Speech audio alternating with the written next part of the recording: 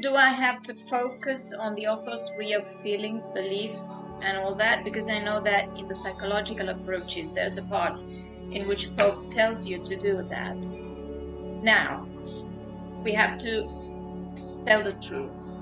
When we read something that is as old as Dr. Faustus, it's going to be very difficult for you to find some data which is true about how the author felt.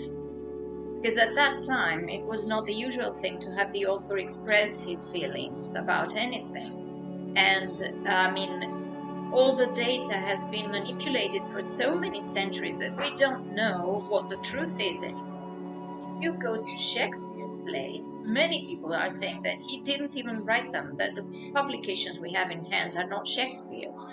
So what can we trust? We don't know. The focus here should be more, I mean, you have three standpoints you can take in this case. One would be the author, the other one would be the characters, and the next one is you. I believe the best thing to do is focus on the last two, not the first one.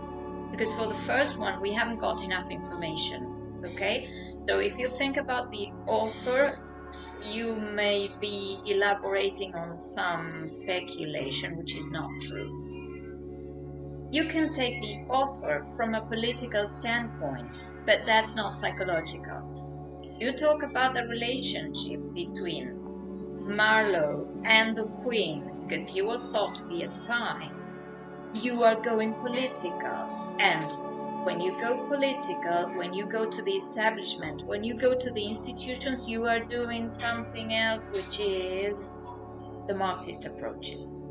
It is not psychological.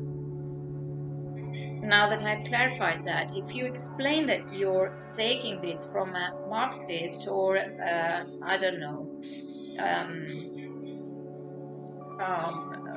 yes, a Marxist or a materialistic point of view, and you clarify that, that's going to be fine, right? But you need to be clear on that. Coming back to the psychological, which is subjective, you can take Dr. Faustus as a real person and analyze Dr. Faustus as if he were a man. That's the beauty of it.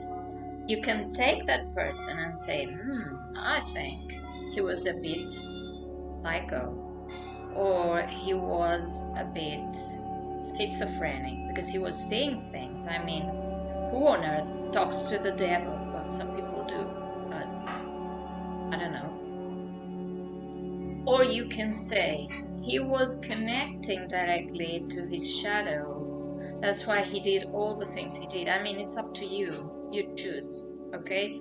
You can grab one of the models of the psyche I gave you in the videos. You can read Pope. You can do your own research. I mean, research is never, ever a waste of time, because it's going to enrich your mind and it's going to help you see what's right and what's wrong. So don't take research as a waste of time, ever.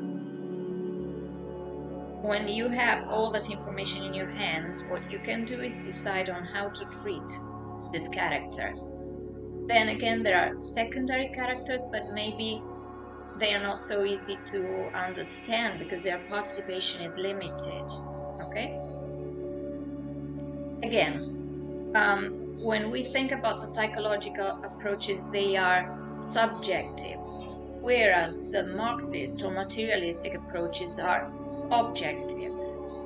So, depending on which way you want to go, or if you want to cover both of them at once, you need to be very clear what it is you are doing.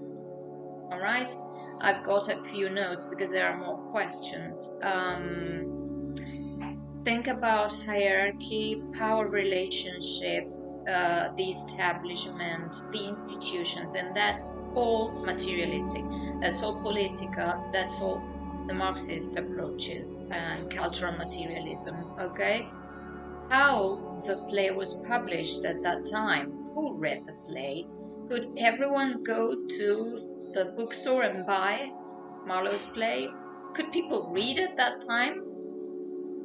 Well, that's all to that approach. I've talked about the psychological approaches, but again, in this case, you can include yourselves in the equation. What do I mean? You might feel identified with one of the characters, or you might want to explain why you are reading this from this point of view. Why is it that I want to see the shadow everywhere? Is it my thing or what? Okay, so you can talk about that and express your thoughts and feelings as well. There was one more question about a guideline for the debate. Look, I preferred not to mention the people who asked the questions because I didn't know if you wanted me to be discreet or what. So I've decided to put up the questions and answer them with discretion, if that's fine with you. So what is to be considered relevant?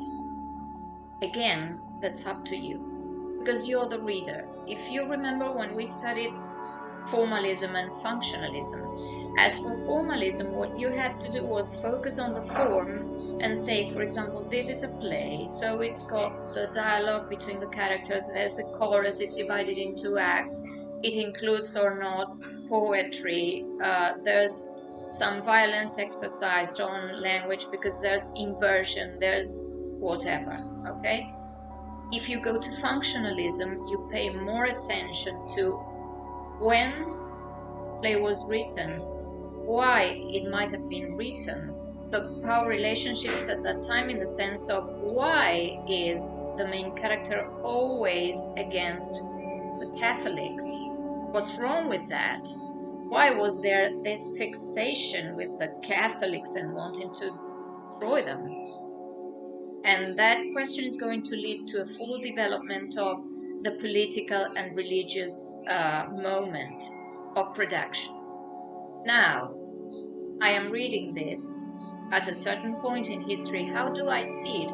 Why is it that I can understand this relationship between the political and religious power? Now, where am I standing? Who am I?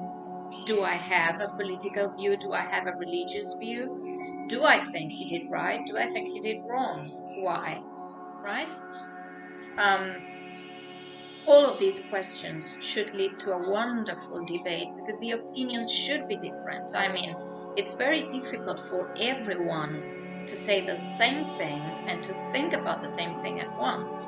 Conclusions are all different, and that's the richness of the approach, right? Listening to each other and having this tennis match in which you throw one question and the other one answers, and to that answer you make a comment and you receive another question, and that's the way you go, okay? It's a dialogue. I hope I've covered everything again, and I hope you're all okay, and I'll be saying bye-bye. And now the next thing would be your videos flooding onto my computer so that I can really enjoy watching it. Bye.